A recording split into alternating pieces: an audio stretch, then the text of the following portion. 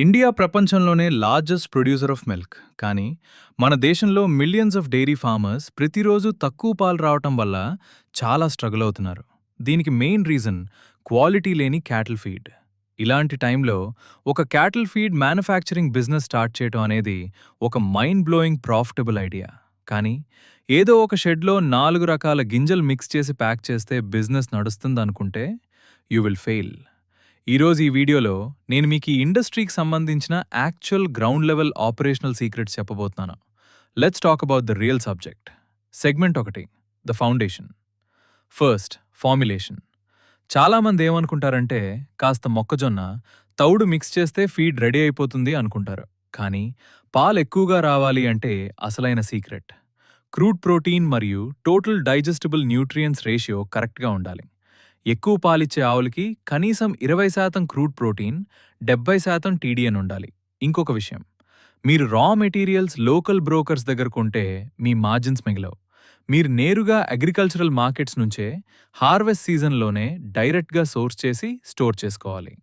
Segment 2, compliance మరియు legal. మీరు feed pack చేసి డైరెక్ట్గా మార్కెట్లలో అమ్మేలేరు.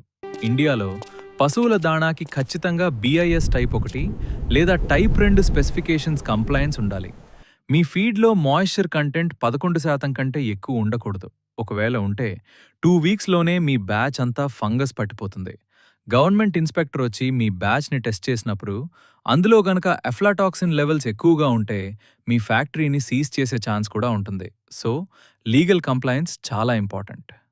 సెగ్మెంట్ 3, ఇండస్ట్రియల్ ప్యాకేజింగ్ మరియు డిజైన్. ఈ క్యాటిల్ ఫీడ్ బ్యాగ్స్ అనేవి చాలా రఫ్ హ్యాండ్లింగ్కి, హై హ్యూమిడిటీకి గురవుతాయి. మీరు గనక normal single layer plastic bags వాడితే లోపలికి మాయిశ్చర్ వెళ్ళి ఫంగస్ ఫామ్ అవుతుంది. ఆ ఫీడ్ తింటే పశువులు అనారోగ్యానికి గురవుతాయి. అందుకే మీరు ఖచ్చితంగా 50 నుంచి 60 GSMH DPE ఓవెన్ శాక్స్తో పాటు లోపల LDPE లైనర్ వాడాలి. అంతేకాదు, లా ప్రకారం మీ బ్యాగ్ లేబుల్ పైన ఖచ్చితమైన ప్రాక్సిమేట్ అనాలిసిస్ డిస్ప్లే చేయాలి. అంటే అందులో మ్యాక్సిమం క్రూడ్ ఫైబర్ ఎంత ఉంది, యాసిడ్ ఇన్సాల్యుబుల్ యాష్ కంటెంట్ ఎంత ఉందో క్లియర్గా ప్రింట్ చేయాలి. Segment 4, the digital infrastructure.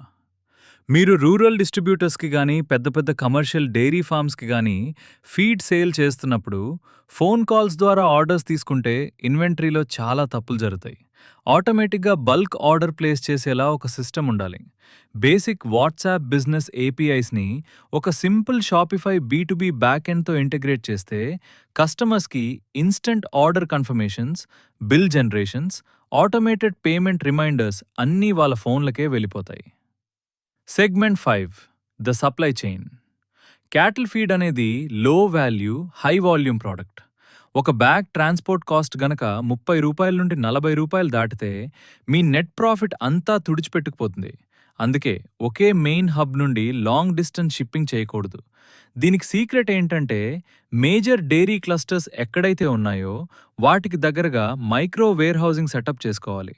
And ముఖ్యంగా రిటర్న్ లోడ్ లాజిస్టిక్స్ని వాడాలి. అంటే ఆ పల్లెటోళ్ళకి వెళ్ళి ఖాళీగా రిటర్న్ వచ్చే ట్రక్కులను సగం ధరకే మాట్లాడుకుని మీ గుడ్స్ ట్రాన్స్పోర్ట్ చేయాలి. Segment 6, the growth engine. మరసలు ఫార్మర్స్ మీ బ్రాండ్ ఎలా నమ్ముతారు? ఇక్కడ ట్రెడిషనల్ అడ్వర్టైజ్మెంట్స్ అస్సలు వర్కౌట్ అవ్వవు. రైతులు రిజల్ట్ని మాత్రమే నమ్ముతారు. ఇప్పుడున్న బెస్ట్ స్ట్రాటజీ ఏంటంటే మీ రీజనల్ లాంగ్వేజ్లో యూట్యూబ్లో ఎడ్యుకేషనల్ వీడియోస్ చేయాలి. మీ ఫీడ్ వాడిన తర్వాత live stock milk fat content 3.5 నుండి 4.5కి ఎలా పెరిగిందో రియల్ కేస్ స్టడీస్ చూపించాలి. ఎక్కడైతే మిల్క్ కలెక్షన్ సెంటర్స్ ఉంటాయో ఆ ఏరియాల చుట్టూ hyper local geo targeted Meta ads run చేస్తే మీకు ఎంక్వైరీస్ క్యూ కడతాయి. Segment 7, financial engineering. Finally, unit economics. ఒక ప్రాపర్ ఆప్టిమైజ్డ్ క్యాటిల్ ఫీడ్ ప్లాంట్లో యావరేజ్ గ్రాస్ మార్జిన్ 15% నుండి 18% వరకు ఉంటుంది. కానీ ఇక్కడ మీ biggest challenge working capital cycle. ఎందుకంటే ఫార్మర్స్ ఏమో క్రెడిట్ అడుగుతారు, కానీ రా మెటీరియల్ మండీల్లో మాత్రం క్యాష్ అడ్వాన్స్ ఇవ్వాలి. దీన్ని బ్యాలెన్స్ చేయాలంటే మీరు గవర్నమెంట్ స్కీమ్స్ని వాడుకోవాలి. ముఖ్యంగా AHIDF, animal husbandry infrastructure development fund ద్వారా బ్యాంక్ లోన్స్ పైన 3% ఇంట్రెస్ట్ సబ్సిడీ లభిస్తుంది. కన్క్లూజన్: నేనిప్పుడు ఈ వీడియోలో షేర్ చేసిన ఇన్ఫర్మేషన్ యాక్చువల్ గ్రౌండ్ రియాలిటీలో కేవలం 5% మాత్రమే. మీరు గనక దీని గురించి ఇంకా డీప్గా నేర్చుకోవాలనుకుంటే అసలైన బిజినెస్ స్ప్రెడ్షీట్స్ చూడాలన్నా, ఫార్ములేషన్ గైడెన్స్ కావాలన్నా, వెండర్ చెక్లిస్ట్ యాక్సెస్ చేయాలన్నా, ఎటువంటి కాస్ట్లీ మిస్టేక్స్ చేయకుండా మీ ఓన్ మ్యానుఫ్యాక్చరింగ్ బ్రాండ్ని ఎలా లాంచ్ చేయాలో స్టెప్ బై స్టెప్ తెలుసుకోవడానికి మా upcoming cattle feed business master క్లాస్లో జాయిన్ అవ్వండి. అంచనాలతో కాకుండా అబ్సల్యూట్ డేటా అండ్ క్లారిటీతో మీ బిజినెస్ని స్టార్ట్ చేయండి. డిస్క్రిప్షన్లో ఉన్న లింక్ని క్లిక్ చేసి ఫామ్ ఫిల్ చేయండి. మీ బిజినెస్ బ్లూ ప్రింట్ని మనమంతా కలిసి బిల్డ్ చేద్దాం. See you in the master class.